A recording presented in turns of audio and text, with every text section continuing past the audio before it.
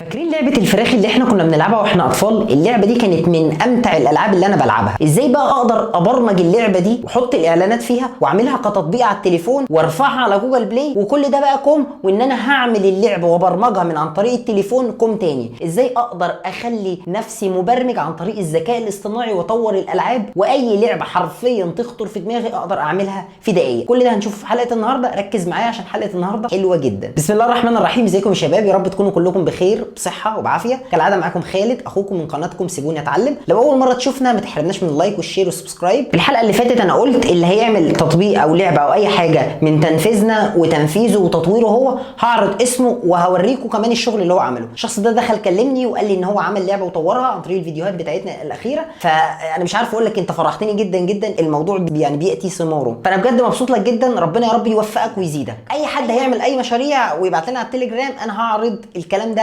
عيانا بيانا كده. بس كده يلا بينا نخش في التفاصيل. عايزك تركز معايا وتفتح مخك وتجهز اللايك والشير، ويلا بينا نخش في التفاصيل. عشان اعرف اعمل لعبه زي دي وتبقى اللعبه احترافيه كمان، يعني احط صور فراخ بجد واحط السفينه الفضائيه بتاعت اللي بتضرب بجد، وبيبقى فيه بوس وحوش والمستويات بتزيد، وتبقى اللعبه بتشتغل عن طريق التليفون واقدر اضيف فيها اعلانات والكلام ده كله. الموضوع يعني مش هيبقى صعب، بالعكس ده هيبقى سهل جدا جدا. وهنشوف تفاصيله كاملة النهارده. بسم الله الرحمن الرحيم. ازيكم يا شباب؟ يا رب تكونوا كلكم بخير وبصحة وبعافية.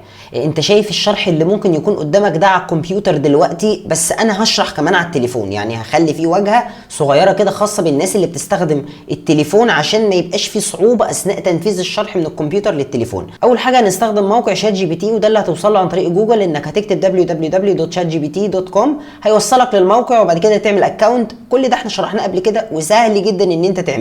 بعد كده هنكتب الامر ده. انا مش هاخد الامر كوبي بيست، لا ده انا هخليك تكتب معايا عشان تفهم التفاصيل وانا بكتب الامر. هروح لشات جي بي تي هقول له اكتب لي كود لعبه تشيكن،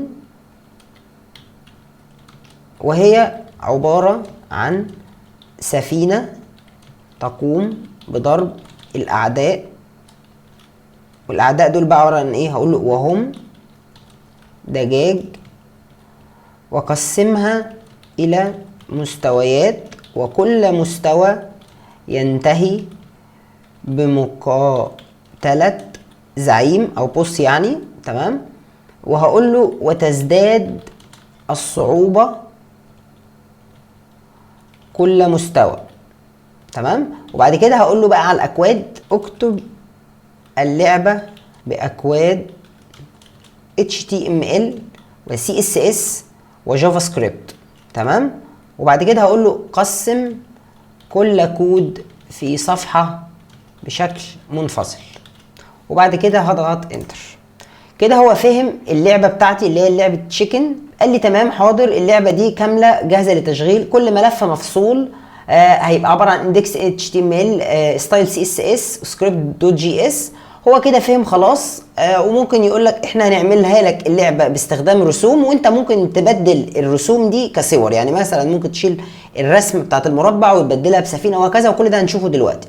بيبتدي هو يكتب. تمام يا شباب، هو كده خلص. بعد كده هنرجع لموقع كود بين الشهير، وده الموقع وممكن نفتحه عن طريق التليفون. ده هيبقى الشكل بتاعه، يعني ده من على التليفون وده من على الكمبيوتر. طبعا لو انا بستخدم من على التليفون بضغط على السهم ده، وبعد كده بضغط على كلمه ستارت كودنج عشان ابتدي اكتب الاكواد. بيقسمها لي HTML و CSS وجافا سكريبت. ولو من على الكمبيوتر بضغط على ستارت كودنج بلاقيها متقسمه برده HTML CSS جافا سكريبت. طيب تعالى نشرح على الكمبيوتر او على التليفون. في البدايه هروح لشات جي بي تي واشوفه عمل ايه. انا عايز انتج اللعبه بمستويين. يعني ايه بمستويين؟ ركز معايا.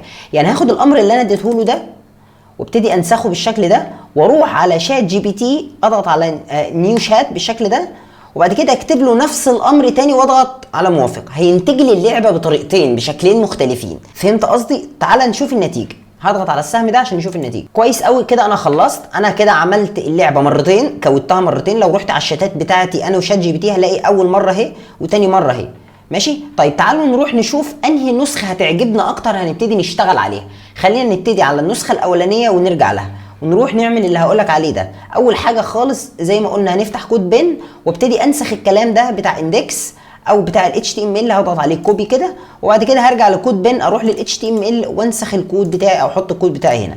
وبعد كده هروح لل CSS ابتدي اضغط هنا كده، وبعد كده احط السي اس اس هنا، وبعد كده هروح للجافا سكريبت. تمام، ابتدي كوبي، وبعد كده اروح هنا للجافا سكريبت اعمل بيست. خلينا نشوف النسخه الاولانيه شكلها عامل ازاي. تمام، هضغط على ابدا، هنلاحظ ان النسخه الاولانيه اهي نزلت، هو ده شكلها. نوعا ما اللعبه جميله، والمميز فيها ان انا بطور الاسلحه بتاعتي اهو زي ما انتم شايفين، هي اقرب نوعا ما للواقع. ولما بعدي يعني بعدي المستويات بيجي لي زي بوس او وحش، لان انا طلبت منه ده طبعا في الكود. خلينا نشوف اهو، نقل لي على طول للمستوى الثاني. نوعا ما اللعبه جميله جدا، واهو زي ما انتم شايفين. طيب دي اللعبه، ده الجزء الاولاني اللي هي اللعبه الاولانيه. طيب تعالوا نروح نشوف، نفضي بقى الكلام ده كده بتاع اللعبه، ونفتح كود بين تاني، ستارت كودنج، ونروح لشات جي بي تي تاني اللي احنا ادينا له الامر مره تانيه. احنا ادينا له الامر مرتين، ونشوف اللعبه اللي عملها لنا المره دي. احنا كتبنا نفس الكلام بالظبط في الشات الاولاني وفي الشات التاني، عملنا نيو شات. تمام، تعالوا نعمل نفس الكلام، ننسخ ال HTML، وبعد كده ننسخ ال CSS، وبعد كده ننسخ الجافا سكريبت. شوف انهي نسخه شات جي بي تي انتجها بطريقه اذكى من الثانيه. المفروض ان احنا كده خلصنا. نوعا ما دي فيها يعني حياه، بيقول لك اضغط ابدا للانطلاق، كل 3 مستويات يوجد زعيم واستمتع. يعني كل 3 مستويات انا بلعبهم بيبقى قدامي زعيم. طب تعالى نلعب ونشوف. هو هنا نوعا ما اللعبه شكلها بروفيشنال اكتر. المفروض ان انا كل ما اعدي 3 مستويات كل ما يبقى زعيم، بس انا ملاحظ ان الوحوش هنا ما بتنزليش نقاط وما بتضربش كتير. طبعا كل ده انا اقدر اطوره، بس انا عجبتني النسخه الاولانيه اكتر بصراحه. انا ما عجبتنيش قوي بصراحه الجزء ده. انا اللي عجبني اكتر الجزء ده انا شايف ان هو نوعا ما في حياه اكتر، اقدر اعدل انا بقى اشكال الوحوش والكلام ده كله بسهوله. تمام، فاذا انا رسيت على اللعبه الاولانيه. ماشي، هي دي اللعبه الاولانيه اللي انا هشتغل عليها، اللي هي اللعبه اللي تم انتاجها اول مره. دي اللعبه اللي احنا عملناها اول مره، دي اللي احنا هنشتغل عليها. طيب انا دلوقتي ممكن اقدر اعمل ايه؟ ممكن اقدر اغير صوره المركبه الفضائيه دي، اغير صوره الوحوش، اغير الكلام ده كله. وهو هنا اساسا بيقول لي لو انت عايز تضيف نقدر نزود لك الوحوش، ونقدر نزود مستوى الصعوبه والكلام ده كله. تمام، تعال نحفظ اللعبه وبعد كده نرجع نشوف الدنيا فيها ايه. ماشي، ركز معايا. لو انت بتستخدم الكمبيوتر تقدر تحفظ اللعبه ب3 ملفات بطريقه سهله جدا، لكن لو انت على التليفون بيواجهك شويه مشاكل، زي مثلا ان انا هكتب ازاي الاكواد او هحفظ ازاي الاكواد. ببتدي افتح موقع ايديت باد، ابتدي اديك اللينك بتاعه زي ما انت ما شايف كده قدامك، وبعد كده اروح لموقع شات جي بي تي وابتدي انسخ الكود الاولاني بتاع ال HTML، واروح فاتح موقع ايديت باد لو من على الكمبيوتر او من على التليفون. خلينا نشرح من على التليفون، وبعد كده اروح حاطط الاكواد بتاعه ال HTML بالشكل اللي احنا شايفينه ده.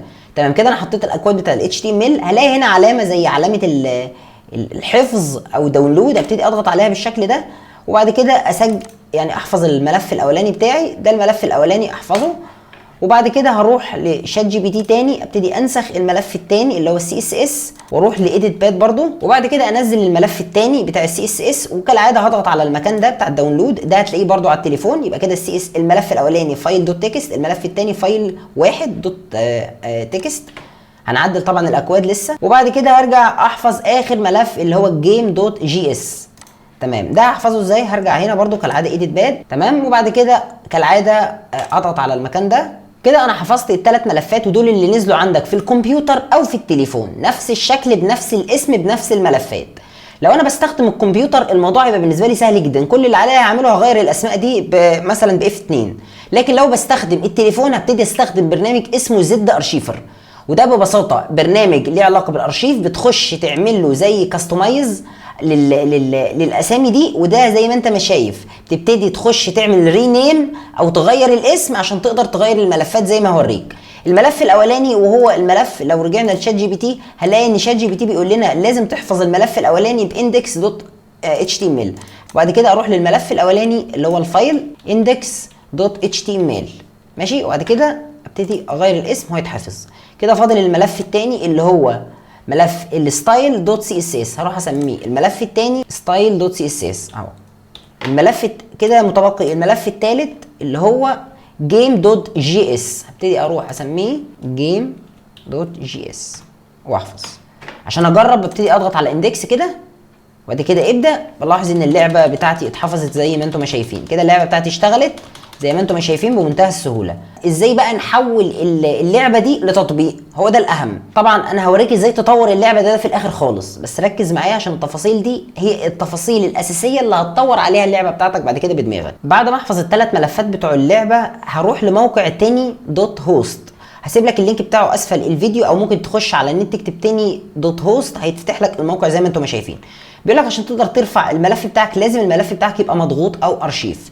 طيب لو انا من على الكمبيوتر هعمل ايه، ولو انا من على التليفون هعمل ايه؟ لو انا من على الكمبيوتر كل اللي عليا هعمله هاخد ال3 ملفات دول كده وابتدي اضغط عليهم كليك يمين اد تو ارشيف، وبعد كده احدد الملف زد اي بي، وبعد كده هسمي الملف بتاعي اللي انا عايز اعمل له ضغط مثلا جيم 2 مثلا، وبعد كده هضغط اوكي.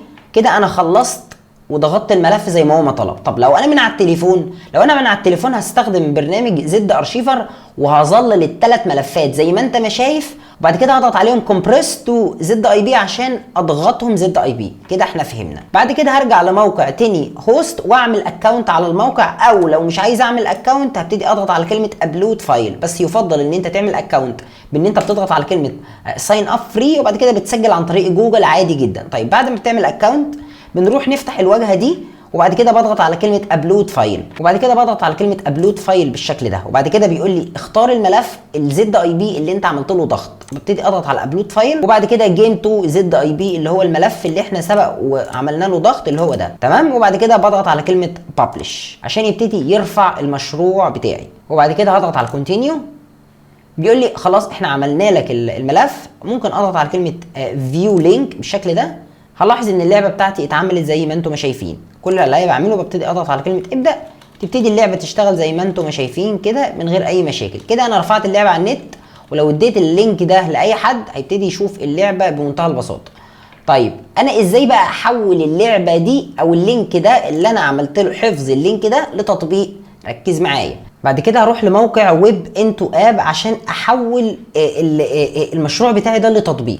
هتكتب بعد كده على جوجل ويب انتو اب هيفتح لك الموقع زي ما انت ما شايف. بعد كده هتقول له جيت ستارتد عشان نبتدي نعمل التطبيق. بيطلب مني اليو ار ال اللي احنا لسه عاملينه حالا على الانتو اب. ابتدي ارجع هنا هلاقي اللينك اهو. هبتدي كل اللي عليا اعمله ابتدي اضغط على كوبي لينك بالشكل ده عشان ابتدي انسخ اللينك، وبعد كده احط له اللينك هنا عشان اقدر عشان اقدر اعمل اللعبه. بعد كده بيقول لي لو عايز تعمل سيميوليتور عشان تشوف شكل التطبيق او اللعبه او كده اضغط هنا. انا مش محتاج. بعد كده بيطلب مني احط اسم اللعبه بتاعتي. ممكن ابتكر بقى اي اسم، لازم يبقى الاسم ده بالانجلش. ممكن اسميها مثلا، انا اسمي اللعبه بتاعتي اي حاجه، وليكن مثلا هسميها تشيكن فيرجن بتاع التطبيق. اسيبه واحد زي ما هو، وبعد كده هقول له مثلا تشيكن مثلا هنا، وبعد كده بيطلب مني اختار ايقونه اللي هي الايقونه بتاعه التطبيق.